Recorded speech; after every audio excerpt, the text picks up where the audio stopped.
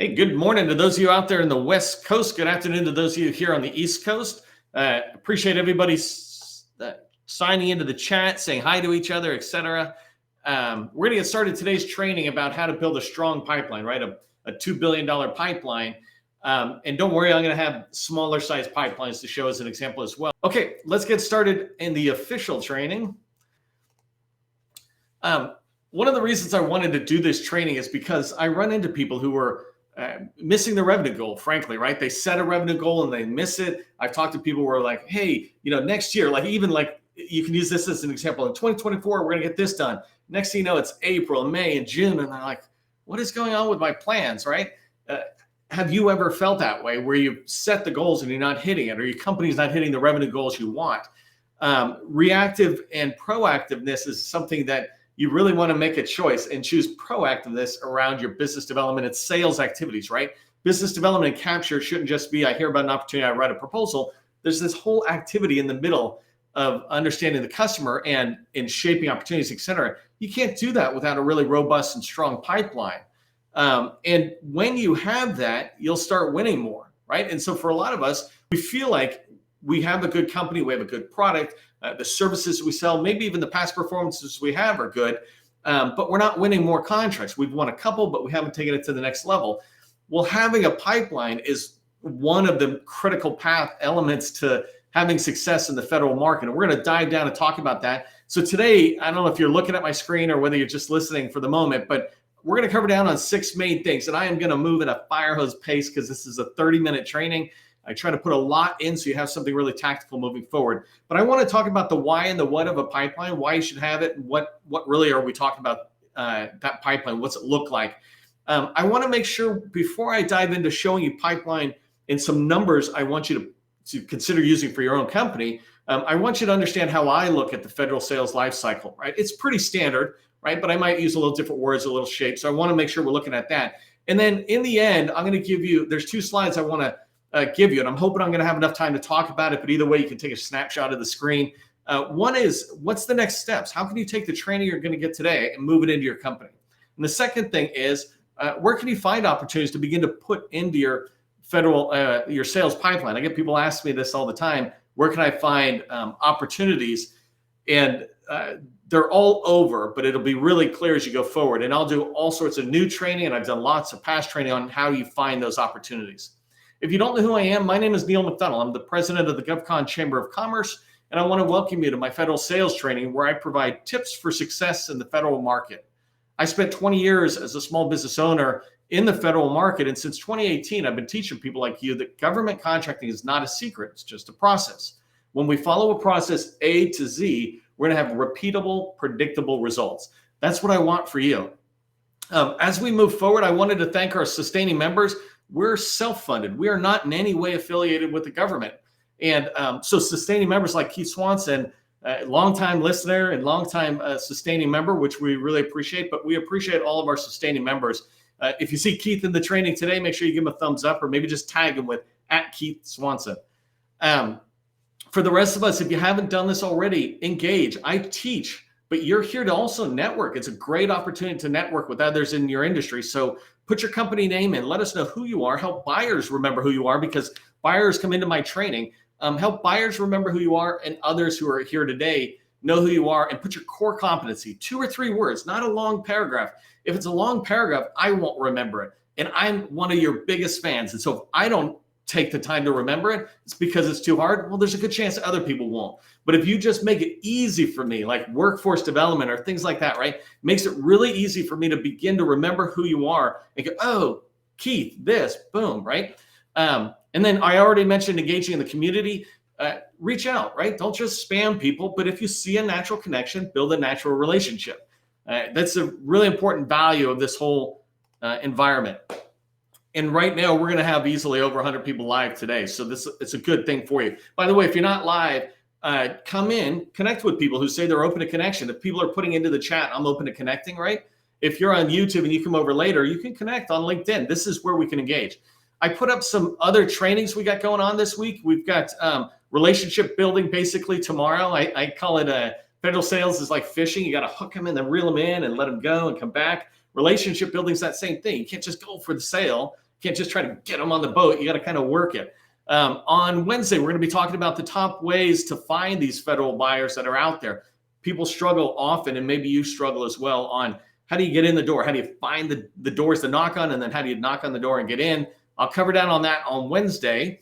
On Thursday, I'm going to talk about some proposal mistakes. And Friday, I'm going to try something even more niche down, is how to be a preferred federal market IT government contractor. So I'm going to give tips on, there's 10,000 IT firms. How do you rise yourself above that noise so that you're standing out from your competitors? Okay, I'm doing really good on time, but I know I'm speaking fast. So you can watch it on the replay at half speed. So let's start off with why you must have a reliable pipeline if you want to have success in the federal government space, right? One of the advantages is you have predictable revenue. Remember, I said process gives you repeatable, predictable revenue. Well, a pipeline gives you absolute predictable revenue, because when you look at your pipeline, leadership and others who manage the money side of the business can look in and predict when you're going to be receiving revenue, when you're going to have wins, and when you're going to have revenue coming in the company, not just this year, but 5 years out if you're winning 5-year contracts. Second thing is you're able to forecast out on opportunities. When you look at a pipeline and it's well populated, you're able to sit there and begin to plan your activities around that. The way you beat your competitors is capture. You don't beat your competitors in a proposal. Yes, I highly value proposals, well-written proposals, but you need to do capture and give proposal writers the ammunition they need to write the best proposal, right? And you can do that when you have opportunities sitting in there. The other thing about a good pipeline is you have this diversity of opportunities, maybe within a particular agency or spread across agencies. So you're in Air Force and Navy as an example. And so you're spreading it. That way, if they have changing dates, et cetera, you're able to handle it. I already talked about competitive advantage. The other thing is you're able to adapt to the shifting right risk that happens. I've run into this a lot with customers, just with anybody in the industry, is they've got stuff in their pipeline and the government shifts it to the right. Oh, that RFP date, it's going to drop in June. No, it's August. It's November. It's next year. And when you have a well-populated pipeline, you're going to be able to manage that. It won't be a big deal that the government shifts it. Your company, you won't hear all these complaints about it. You'll just say, oh, no, we expected that. Don't worry about it. We have enough in our pipeline to cover down on that. And then I wrote, you're able to build stronger teams because you have a pipeline that's populated out. And when I say a $2 billion pipeline, and we'll come to the numbers in a minute, but when I say that, what I really mean is you've populated a pipeline out 12 months fully, and then into the 24 months. But most importantly, the next 12 months, you've got it populated. Well, when you populate that early, you have time to pick the best team members to come on, right? You're not Johnny come lately where you're just taking anybody who's there and they can kind of do it. You're actually able to evaluate what do you need for a strong team, and then try to recruit those other companies to be part of your team. So this all leads to a proactive approach, not reactive approach to sales. So when you think about what's in a pipeline and what a reliable pipeline has, it fundamentally comes down to having slam dunk opportunities and enough slam dunk opportunities in your pipeline. A slam dunk opportunity is one that nobody in your company has to rationalize whether it's good for you. Everybody looks and goes, wow, that was written for us, right? And I don't mean wired. I just mean you look at it and go, that work is what we do best. That's perfect. That's a slam dunk opportunity. I have a whole training, several trainings on slam dunk. So go figure that out. Some other reasons or some other things about what a reliable pipeline looks like. You have opportunities for all three revenue streams. Let me pause for 1 second. Today's training really is for companies that are more advanced, 2, 3, 4 million plus, right? I'm into the 20 and $50 million range, right? You can learn a ton if you're below that level for sure, right? You learn this and then you figure out how do you work with your teaming partners and prime teaming partners. But when you're at a certain level, you can go in all three revenue streams. And so that's subcontracting under smalls, subcontracting under larges, and prime contracting. And so a good, reliable pipeline has opportunities for all three of those streams. You have opportunities this year that you're working on in the next 3 to 12 months. In the following year, so the 24-month window, and then 36 months out and beyond, right? This idea of you're not working heavily on it, but you understand that there's an opportunity that's a $100 million opportunity. I'm going after it again. It just was awarded 2 years ago. I'm putting it in my pipeline so I know it's there. You should have RFPs or opportunities in your pipeline where when you look at the expected RFP date, there's 4 opportunities minimum dropping every single month. That way you're participating one way or another on 4 opportunities. They don't all have to be prime contracts, right? You could sub for 1 or 2 or 3 even, right? Sometimes if you have to, you could sub for 4, but you need 4 opportunities in there when you're at a certain stage. If you're below, again, 2 million, the numbers I say are a little tough, but if you're above 2 million, you've got people working, at least one person working on sales. They can handle what I'm telling you. So having RFPs in there every month allows some to slip and move, and it's no big deal. You can still get proposals out the door. When you have a sufficient size pipeline, you're able to under promise to leadership about how much money they're going to see in the revenue and the sales, and over deliver. What we mean by that is and you'll see in a minute how I do this, but when you put enough opportunities in the pipeline, you say, hey, we're gonna try to bring in $3 million in new top line revenue. And your activity, though, if it all pans out, you'll bring well more than that 3 million. So you don't want to barely aim for 3 million. You want to aim for 10 or 20 million and hit the 3 million target. And I'll talk about that in a second. One thing I really wanted to point out, contract vehicles have nothing to do with revenue. Nothing. Feel free to argue with me. I see people put them in the pipeline and spend so much energy working to drive something forward. There's this one that I watched many companies go after called EC2. It is a multi-billion dollar cyber contract. And as far as I understand, it just got canceled. They're like, screw it, we're not going to do it. And people spent a lot of time on this, but it's just a vehicle. It's not a task order. It's not a contract. It's not money coming in. It's the chance to go after money. Yes, you need to go after it, just like you would go after an ISO certification or CMMI or JV. But when you're thinking about your sales pipeline only contains things that have money, right? Of course, you want to get contract vehicles. You absolutely want to get them, but that's not your pipeline. Your pipeline is things that lead to money. So it's just a very simple way of describing the pipeline there. Okay, I'm cruising along at a fast pace because I got a lot of good stuff, but I want to make sure I at least share it.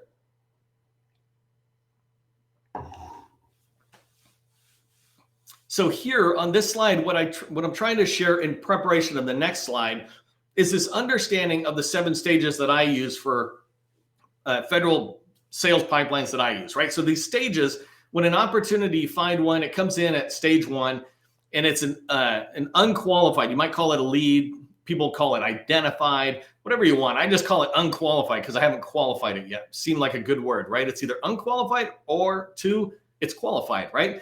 And when it's qualified, I don't want to get into the criteria. I do whole trainings on the criteria for each stage and how do you know when to move it forward.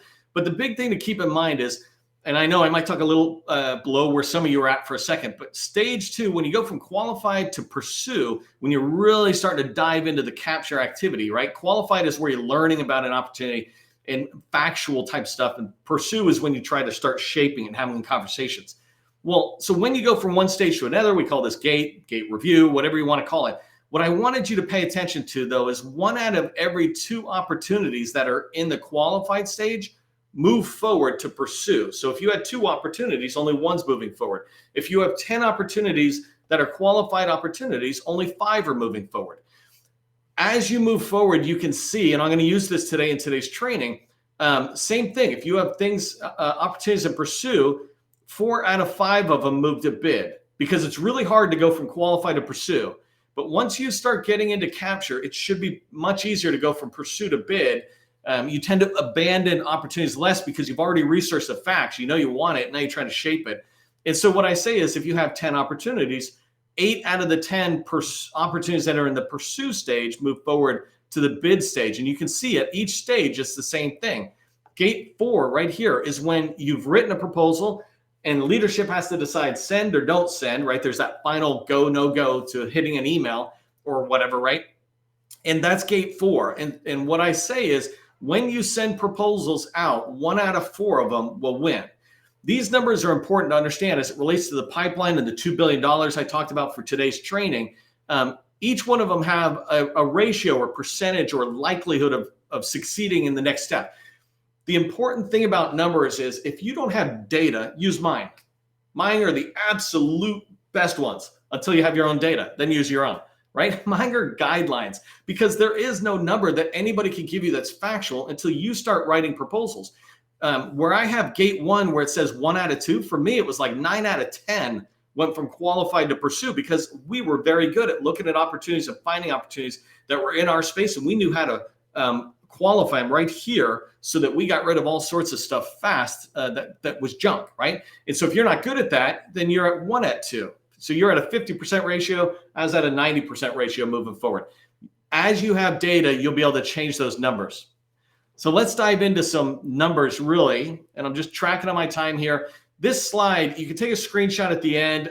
By the way, if you'd like a copy of the slides that I have, I think I'll be okay handing out these slides because there's so much data on it. So just put into the chat slide handouts, please. Let me know you want that. And remember the please part because we work hard at this. I'll be happy to send it to you. So this is a sheet that I just want to use as a way to go through what I just said.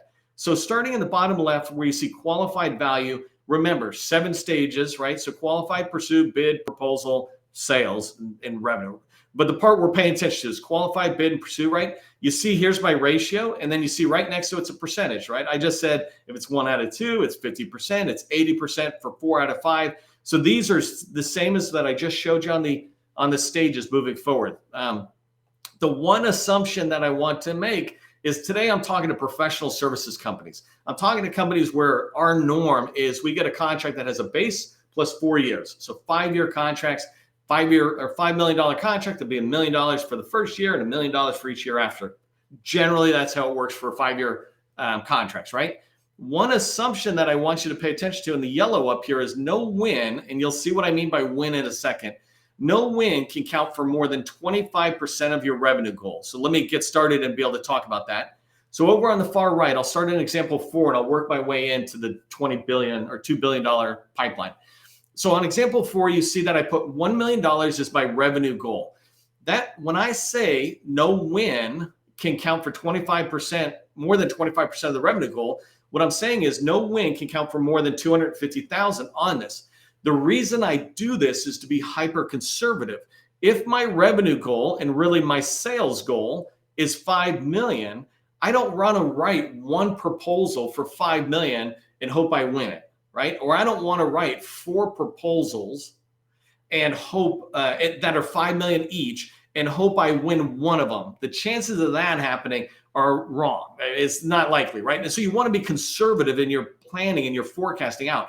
And so my way of doing that is saying, because we know that we have this assumption that you only count 25% of your revenue goal for a win, like when you're trying to plan out your numbers, I know now that I need to win 4 proposals that would come in at $250,000 a year times 5, which is 1.25 or 1,250,000.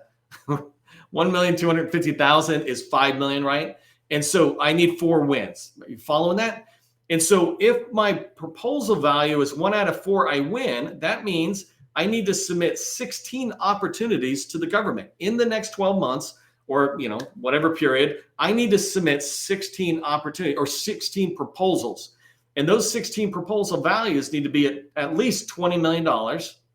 And not one of them can count for more than $250,000. Right? So if it's a $10 million contract, that's great. Send it. But the max it can count for is 1,250,000. Right? So it just means you have to write more. This is a way to keep it conservative as you drive forward. So now as you move forward and you just understand the numbers, you see the pattern go up, right? So if the bid value, if 1 out of every 2 opportunities I have in a bid stage moves forward a proposal, and I'm going to write a proposal for it, then I need to double the numbers. So 16 opportunities becomes 32, and the 20 million becomes 40 million. Same thing. I'm not going to walk you through the numbers all the way up. You can see them. The thing I want to point out is the way I'm using my example at the moment, it shows you many opportunities in each stage. The one thing I just don't have time to teach you today is that it's a balance of all the stages. So let's say I had already 8 opportunities in the proposal stage, meaning my proposal team knows that the RFP is dropping today or tomorrow, move forward, we're writing them. Well, now I can count on 8 of those. That means the other 8 need to come backwards. And so if I say that 16 ops here, I have 8 already in there, then every number going back can be cut in half. So for example, if I have 8 opportunities in the proposal value, then I would only need 16 opportunities in bid. So there's this balance in here. When I work with customers, we just have calculated fields. So it automatically tells you exactly what the value of your pipeline is. So that if you know that you're trying to get to $1 million and $5 million sales goal, when you put calculated fields in whatever pipeline tool you use, when you put calculated fields in, you can have a dashboard that at any given point tells you how much revenue is coming in, how much top line revenue is coming in. So this stuff seems maybe a little complicated because we're trying to do it in our head. You don't have to do it in your head. I have a whole spreadsheet that just works in, or the CRM tools I use.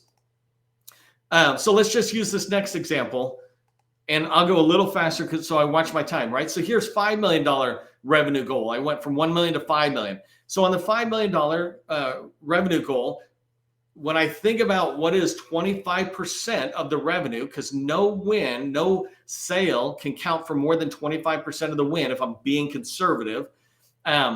So that's $1,250,000, right? So I'm saying to myself, no matter what happens, I'm only counting in my pipeline 1,250,000 for each opportunity. So I need to build the value up. This is why I want a bigger value. I am definitely being conservative, but I always hit my mark, right? When you under plan, you're going to under deliver. When you under promise, you're going to over deliver. All right. So you can see the math here, right? So just going back to $25 million sales, right? Then I need 4 times that in my proposal value. I need 100 million. And backing it up, I need 2 times that in the bid value, 200 million, because remember, it's 1 out of 2. Everything that's in bid, 1 out of every 2 will move forward. So I need twice as much in the bid that I will need in the proposal value. And then same thing backing it up, right? So if I had nothing else at all, I had nothing further in my pipeline, right? Nothing in pursuit, bid, or proposal, then I would need $500 million or 80 opportunities in the pipeline. This is why we do capture. For many people, they just have a lot of stuff in their pipeline. But if you do capture and you truly begin to understand your opportunity and whether you can win it, and you understand the details of capture, right? And I have a lot of training. You can go watch. It's free.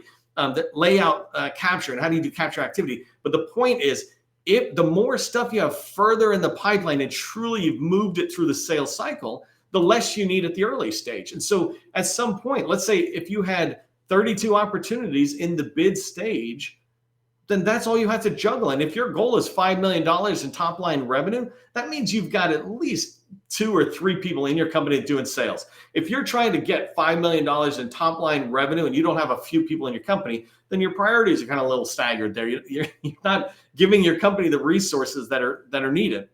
All right, let's look just as we move forward. So this one gets a little easier, right? You can see I just went to $10 million goal. I'm backing it up the same way. I'm just doubling the numbers. And if I go to my $2 billion one, so here an example number 1, right? I need $2 billion in my pipeline if I haven't done anything else. If I want to make $20 million in top line revenue. So if I'm trying to make $100 million in sales over a 5-year period, right? So it's giving me $20 million additional revenue every year. Then I need to sit there and write $400 million in value with a minimum of 16 opportunities going out the door. And no opportunity can count for more than $5 million. So coming back to that example, right? No win can count for more than 25%.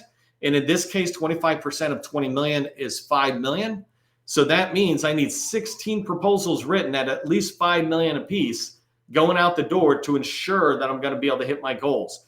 And then coming back from there, it's just a matter of rolling those numbers up. So when you look at your pipeline, you need to look at these and go, have I established anything? For example, have I established the stages? Have I established whatever percentage we think in our company that an opportunity moves from this stage to this stage? If you think an opportunity is coming into the pipeline and they all move forward, it's a little unrealistic, right? So you want to put realistic numbers in. You can use mine until you have your own data. Okay, cruising pretty fast. Here's some steps, and you can take a screenshot. By the way, just put, can't remember what I said, but handout, please, in the chat, or pipeline handout in the chat, please. If you put that in there, you'll be able to get this. But here are 8 steps to be able to just move forward from today to look at your pipeline, right? First thing is, make sure you know what your company's slam dunk opportunity is. Second thing is, pick a revenue goal. It doesn't matter what it is, make it reasonable, right? If you were a $3 million company last year, $1 million is reasonable. When you start going higher than $1 million, it's doable, but you're getting past the conservative stage. Same thing if you're a $40 million company, right? Set your revenue goal, make that understood, so every number after that becomes clear. I already talked about writing down the stages and understanding the stages that are there, but then look at your pipeline, look in there and go, are these opportunities truly slam dunk opportunities? First. Second, what stage should they be in our pipeline? And get rid of number 5, get rid of anything that's not a slam dunk. Don't have things in your pipeline that really aren't going to have a chance to come to the proposal stage. And then look at that number 6 and number 7, decide based on that first few steps, that first few exercises, how much more do we need in our pipeline? And then just knock it out, right?